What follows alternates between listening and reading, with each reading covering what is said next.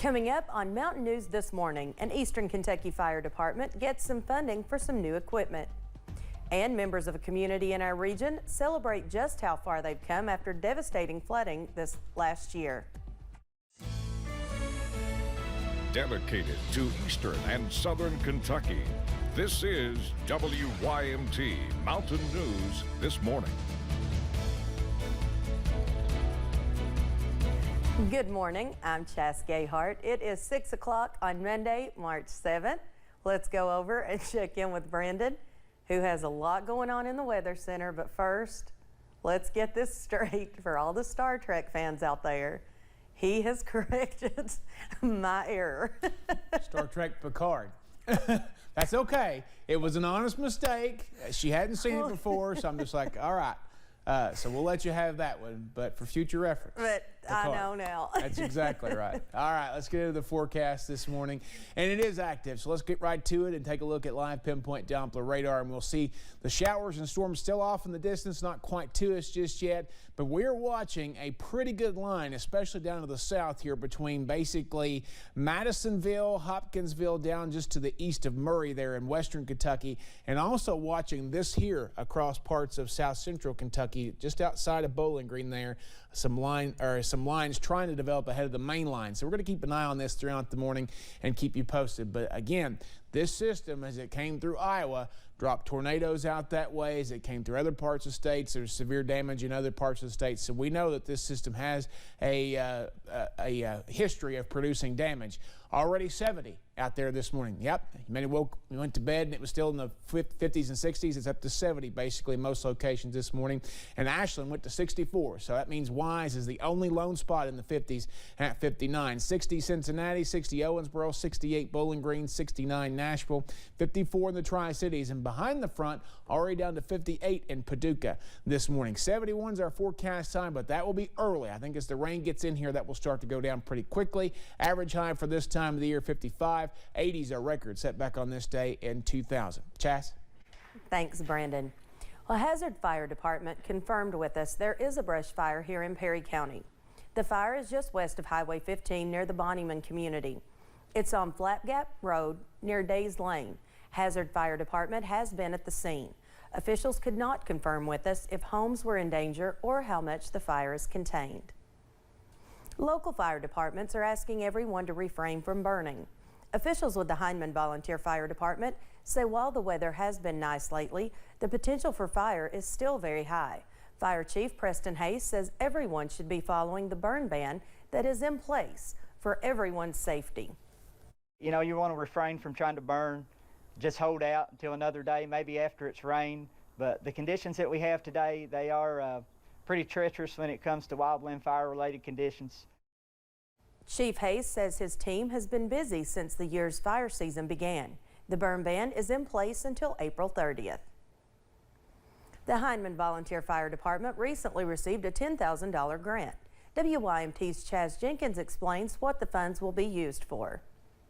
A $10,000 grant from the Fire Commission going towards new personal protective equipment. It costs a lot of money to run the fire department, and PPE is one of the things that we have to worry about. We got to keep our people dressed. We've got to keep them safe with the most up-to-date and current equipment that's available. Getting new boots, turnout pants, coats, Nomex hoods, helmets, and gloves. All of that equipment has to be manufactured within 10 years. It has to be current. If it's past 10 years date of manufacture, then it's not recommended that we use it. Members of the department excited when they heard the news. A set of gear runs about $1,600 to $2,000, depending on what brand you choose to go with.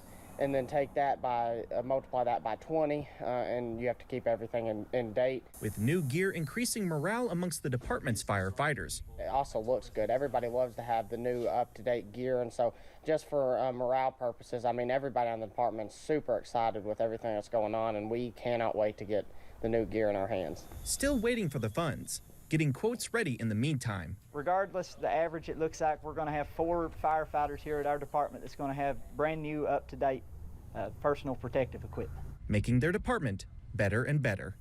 In Hindman, Chas Jenkins, WYMT Mountain News. Hayes says every department in the state was eligible to apply. He says more than 230 fire departments also received the $10,000 grant. And in Montgomery County, Fire EMS will soon use a new tool to treat patients. Paramedics are currently learning how to use ultrasound machines. It's a tool that's popular in other states. Battalion Chief Jeffrey Jackson says only a handful of Kentucky agencies have them. The department purchased 3 Butterfly ultrasound machines. A grant from the Kentucky Fire Commission covered the $11,000 purchase. Jackson says there are a lot of situations they can be used in. A large clot in the lung, someone that's in a shock state, maybe try to determine why their blood pressure is so low, maybe from trauma, a medical condition that caused a ruptured vessel inside their chest or abdomen, maybe they're septic from an illness. The tool can allow patients to be treated more effectively by getting the diagnosis faster. He says paramedics are in the middle of their ultrasound training. The department hopes to start using the equipment on patients soon. A celebration was hosted in Beattyville during the weekend, commemorating all who survived during last year's historic flooding. Several city and county organizations banded together to bring the event to life. A ribbon cutting was held to give the city a fresh start, and plaques were given out to many who faced the worst of the flooding. Beattyville Mayor Scott Jackson says he is proud of his community. They have put in all the local people that had been involved, that put in the town during the flood, and recognized all agencies that work for the county and for the city. Jackson says he is looking forward to what the future holds for his city. A lack of donors has led to a nationwide blood shortage and has now made an impact on a local level. WYMT's Jordan Mullins spoke to officials with the Kentucky Blood Center about why fighting the shortages is so important. A blood shortage has been seen nationwide and here in the mountains, while demand for blood products has been on the rise. We have seen an increase in transfusions over the last several months. While we're seeing simultaneously it's getting more difficult to collect blood, the need has never been greater. And officials believe the pandemic has played a part in the shortage. Whether it's because people are ill, because they're afraid to still come out and be in public, there's a variety of factors that are influencing that, but I do think the pandemic plays a huge role. Now they are asking folks throughout the Commonwealth to give blood. So that's why it's more important, for Kentuckians to come out and give blood so that we can keep our own local blood supply robust. To keep up with the increasing demand, it's a great way to help the community. It's a huge impact that you can have on someone's life for just about an hour of your time. And potentially save a life. In Pikeville, Jordan Mullins, WYMT Mountain News. Morford says spring and summer donation seasons will include great incentives for donors. And Saturday marked the 2nd year anniversary of the first case of COVID-19 recorded in Kentucky. More than 14,000 Kentuckians have lost their lives to the virus. To commemorate the day, Governor Andy Beshear and his wife Brittany shared a video from the location where his Team Kentucky COVID-19 memorial will be placed. And while too many paid the ultimate sacrifice, so many more Kentuckians stepped up, sacrificed, and looked out for one another. To our healthcare heroes, our essential workers, our educators, and every other Kentuckian who stepped up, thank you. The governor shared the hashtag TogetherKY and asked Kentuckians to share their stories of their experiences with the virus.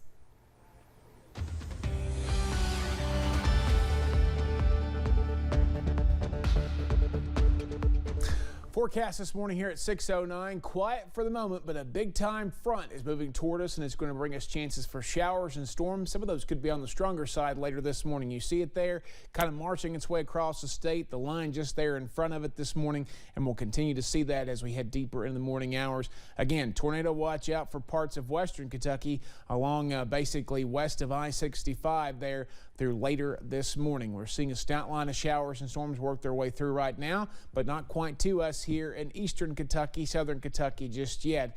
in the parts of the surrounding states either. Temperatures very much up this morning between 59 in Wise and 70 in Somerset and Jacksboro. A lot of folks close to 70 this morning. 71, then we'll start to fall as some strong storms roll into play later this morning into the early afternoon hours. We'll keep an eye on those for you and keep you posted. So we are in severe weather alert day status. Strong storms continue to be possible through this afternoon, but we're not done. We have another possible cold front later this week that could bring us chances for rain and snow. I'll have more on that in just a little bit. Chaz? Wow. Thanks, Brandon. Well, thank you for joining Mountain News this morning. More news is on the way. Just ahead, several large American companies announce a pause on doing business with Russia. That's on the way.